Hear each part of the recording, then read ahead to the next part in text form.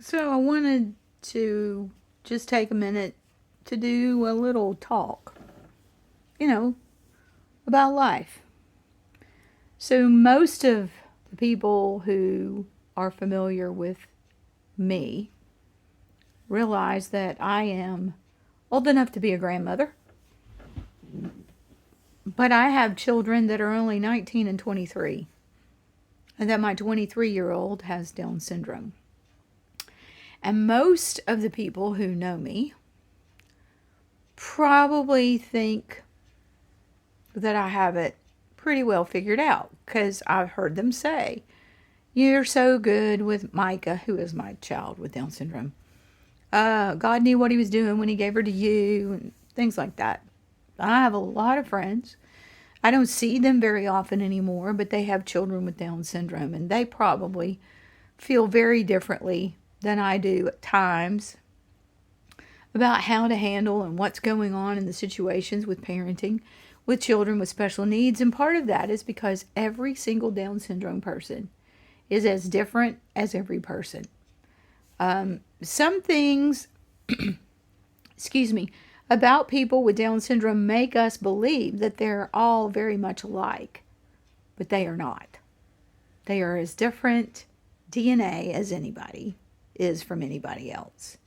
With Down syndrome, you get the DNA you would get as if you were a typical child. So if you're going to be, very intelligent, if you're going to be athletic, if you're going to be funny, if you're going to be outgoing, it's the same way, I guess, with pretty much every form of autism as well. The children are born with a predisposition DNA to make them, our environment shapes our interest, of course, but to make them maybe more likely to be introverted or more likely to like funny things or cry or want to play ball or play the piano. So that happens with people with almost every disability. There's no cookie cutter. And it's true even with Down syndrome, though many of them look very similar. They are probably more than any other group of disability, more of the group that looks like siblings. They notice it in each other.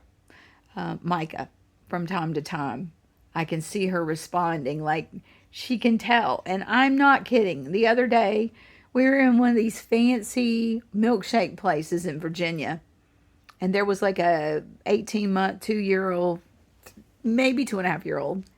I think she was still a little bit under 2.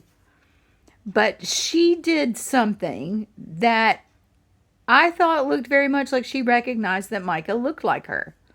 Because she did something about her face and she looked at her parents and her siblings and was just like, I don't know. I just think she noticed that Micah looked like her. It's just very special that they kind of have each other because they're so social, most of them. Well, Micah has a few other disabilities. She has one ear that is almost deaf, and she has one eye that is almost blind. And somehow along the way, either because of something that went wrong with a vaccination, because some people say that they believe that's what happens, or just something she was born with that didn't fully develop until she was about a year and a half. But she became a little bit autistic. And what I mean by that is that she started being very introspective and less aware of her environment. And since she's gone through puberty, it's even more so. And when we move, it becomes more so. And now that we've gone through COVID, where we sat on the couch, it is more so. I mean, yes, I understand. Some people didn't sit on the couch, but a lot of us did. And unfortunately, we didn't realize the damage that that was doing to any of us. We were just all sort of like, this is going to end tomorrow, right? And week after week, it didn't end. And so there was no basketball, there was no school, there was no socialization. So anyway, today I was pondering, excuse me for this, yuck. And I was just feeling like I was living Groundhog Day. And unlike Groundhog Day, where you keep working on it and eventually you hit the magic button and you learn the lesson that the repeat is for and you get out of it. I am now 23 years trying to teach lessons, trying to learn lessons, trying to help with difficulties and train new behaviors. And it's like walking in, instead of moving forward, it's like walking into a wall. I love my sweet girl. But as a school teacher, as a singer, as a performer, as a person who loves math, as a bookkeeper, as a Bible teacher, I want to see forward motion. I want to see improvement. I want to see advancement. And it's one step forward, two steps back. And I get up in the morning and I feel like I walk to a ironclad door. And you know what makes me the most sad? Is that Micah wants so much more for her life as well. And she has no means to get it. And as much as we try to open the door for her and help her get it, it doesn't always happen. People want to help her. People want to be her friend, but they don't know how to talk to her. And she doesn't know how to reciprocate. She has trouble with her motor, so her hands get dirty, and she doesn't know how to carry on a conversation. And we've put her on a waiting list for schools because now she's graduated from everything that's public schools, which were, some of them were really, really helpful. I mean, 8th grade, she played on a basketball team with the junior basketball team, which was really, what did they call it?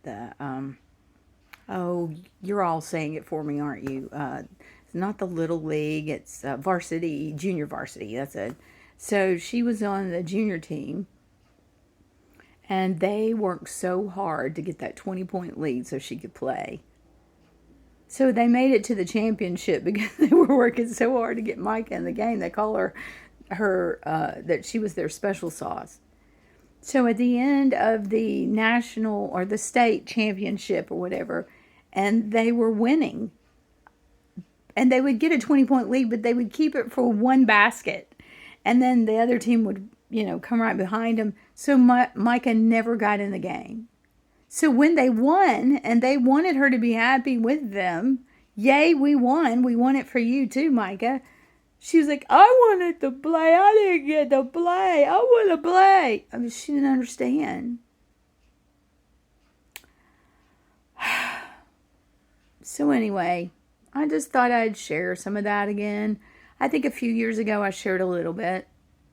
But because she's graduated from everything, and we are now waiting on a program, and we have moved, so we're way down on waiting lists for waivers, etc. It's just been so boring for Micah. She needs friends. She needs activity. She needs people to play basketball with her, to take her walking.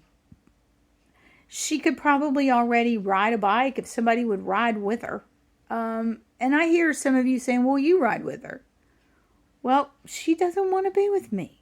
She's 23. She wants other people. But yes, I did try riding with her, and she wouldn't make her arms hold the handles well yet, and she gets motivated by typical peers, not me. And same thing with her dad. I mean, she's a little more motivated by him because he's new, because he's not with her all the time. But she wants typical peers, and right now she really wants some guy peers.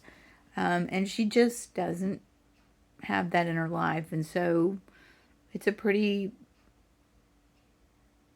mundane thing for her. And we don't have really the finances to pay for a nanny. So I'm here to make sure she's safe and okay, which makes it hard for me to do other things. And we're just in this situation. And I appreciate your prayers, and I don't want anybody thinking, oh, bless her heart, she's got a disabled child. My needs and my issues are 100% more for how much I want for Micah. So if you want to grieve before the Lord in intercession, that the Lord would send Micah people who will love her and be her friend. That the Lord will open the door for Micah to have a program where she can flourish and she can have training and assistance that will help her meet her greatest potential and get her out of this stupor that COVID helped induce.